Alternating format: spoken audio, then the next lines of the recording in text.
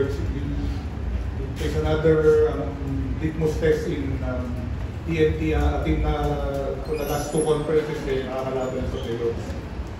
Yeah, baga suki kami ng TNT. Pero yun nga sabi ko, basta andyan ka lang, basta tumabang ka lang, baka swertihin ka, baka ikaw na yung makalusot eh.